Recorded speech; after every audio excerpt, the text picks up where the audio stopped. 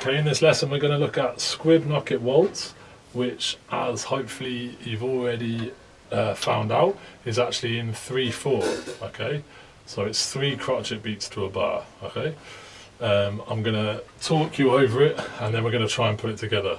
So I want you to practice the tricky parts separately. Try and practice all the tricky parts 8 times, no mistakes, before you move on to the next bit, and then we'll try and put everything together. Okay, so first line, very straightforward. It just goes bass 2 3, bass 2 3, bass 2 3, bass coffee tea.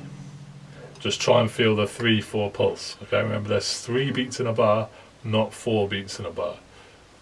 Here comes the 3 count. 1 2 3.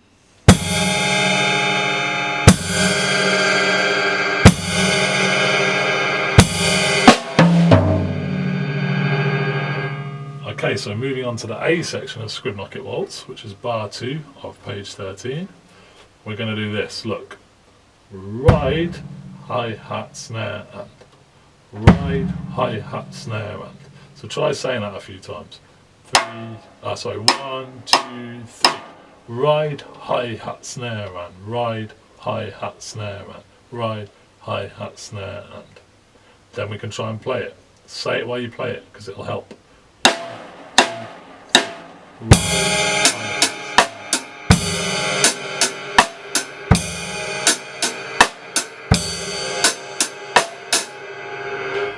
The next bar, we're keeping quavers going on the hi-hat. But remember, because it's in 3/4, there's 6 quavers in a bar. So it goes 1 and 2 and 3 and 1 and 2 and 3 and 1 and 2 and 3.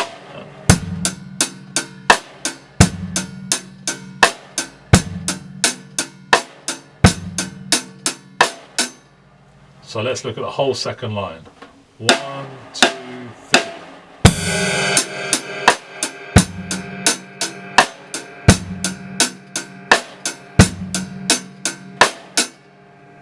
That's the 4 bars on the second line. We're going to look at the next 4 bars. So on the third line, the first bar is the same as what you were just playing. It's this. But then you've got something a bit different, which goes bass and snare and bass and. So try saying that. 1 2 3. Bass and snare and bass and. Bass and snare and bass and. Bass and snare and bass and. Bass and snare and bass and.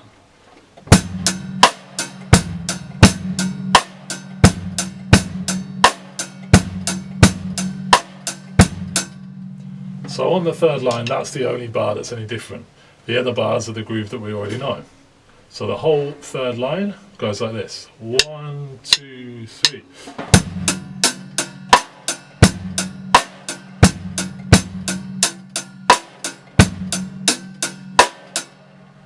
Not too bad. If you look at the dynamics, you've got a crescendo followed by a diminuendo.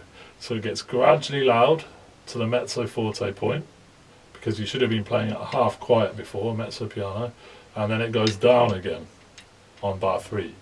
I'll demonstrate.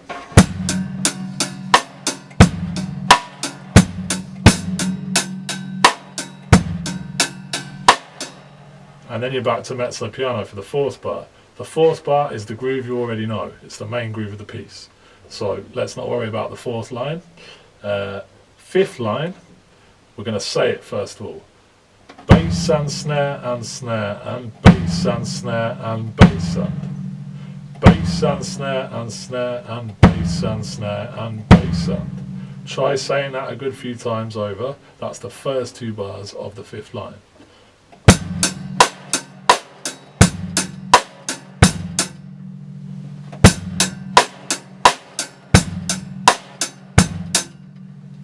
Now, the 3rd bar of the 5th line is the groove we know, the normal groove, which is this.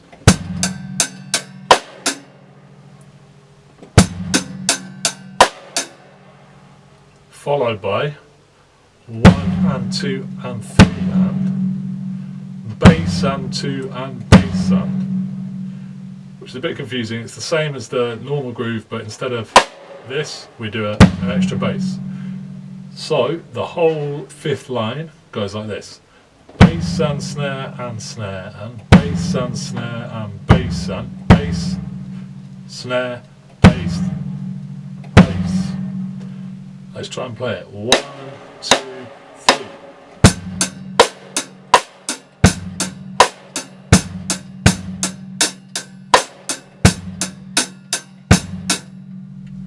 Okay, try and practice that bit a good few times, 8 times, no mistakes ideally, and then we can move on to the next line.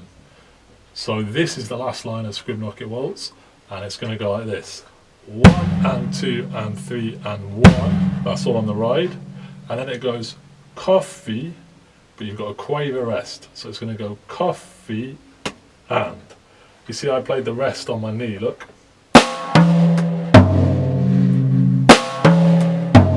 Try that with me after 3. 1, 2, 3. Okay, so let's put those first 2 bars of the last line together. 1, 2, 3.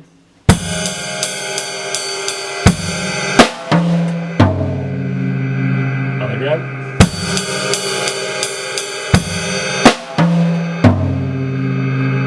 And then it's the same bar again.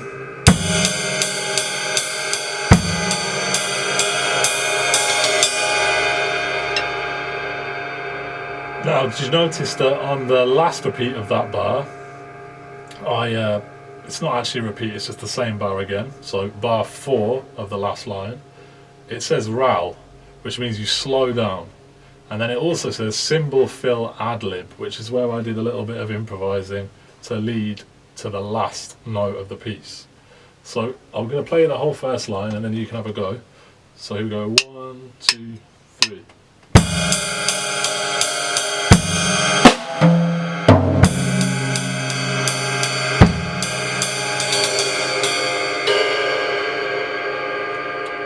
Now that last note should be the quietest thing you do. If you noticed, I did a little backstick. It's quite a nice sound. Or you could play this. Or you could just play it towards the edge really gently. Just have a little experiment and see what you think you'd like to do on that last line, because it is up to you, okay? Once you've tried all those different elements, practice them 8 times, no mistakes, then you're going to try and put the whole piece together. And then you can have a go at the full performance with and without the music. Okay, good luck.